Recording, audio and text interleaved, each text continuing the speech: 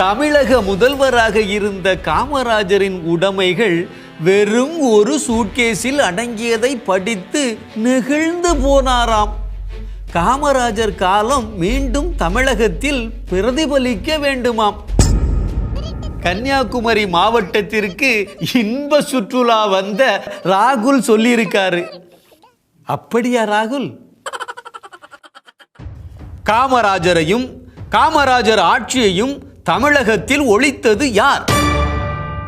1971 சட்டசபை தேர்தலில் காமராஜர் தோற்க வேண்டும் என்பதற்காக ஒரு சட்டமன்ற தொகுதியில் கூட போட்டியிடாமல் அனைத்து தொகுதிகளிலும் திமுகவுக்கு ஆதரவு அளித்தது இந்திரா காந்தியின் தலைமையிலான இந்திய தேசிய காங்கிரஸ்.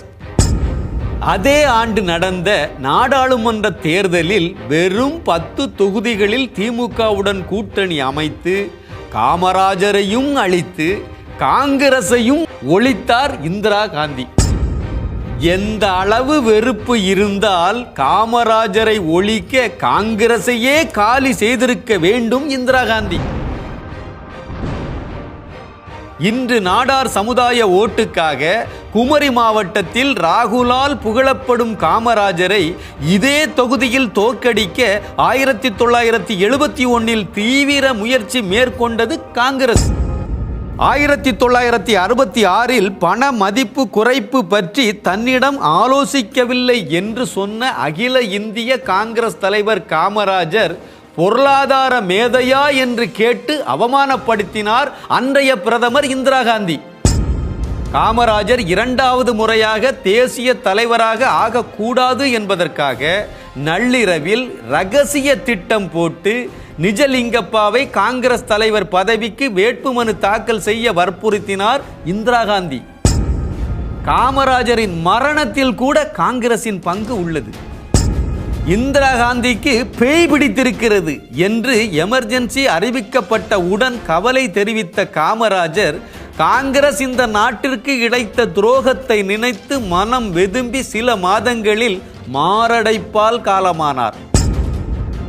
இன்று காமராஜருக்காக நெகிழும் ராகுல் திருமலை பிள்ளை ரோடு பங்களா பாரீர், இவரா ஏழை பங்காளர் என்று 1971 காங்கிரஸ் திமுகவுடன் கூட்டணி சேர்ந்து காமராஜரை கொச்சைப்படுத்தியதை அறிவாரா?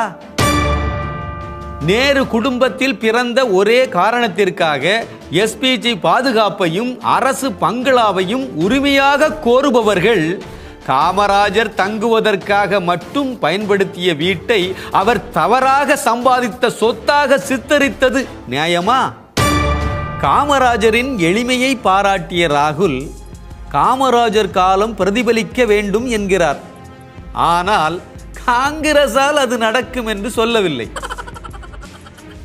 நேர்மை எளிமை என்பதற்கு அடையாளமாக இருந்த காமராஜர் ஆட்சியை இந்திய கடற்படை கப்பலில் வெளிநாட்டினருடன் குதூகலித்த சோனியா குடும்பத்தால் எப்படி கொடுக்க முடியும்? பஞ்சபூதங்களிலும் ஊழல் செய்த குடும்பம் எப்படி காமராஜரின் உன்னத ஆட்சியை கொடுக்கும்? கர்ம வீரருக்கே காரியம் பண்ணிவிட்டு கன்னியாகுமரி மண்ணிலேயே களவாணித்தனமா ராகுல்?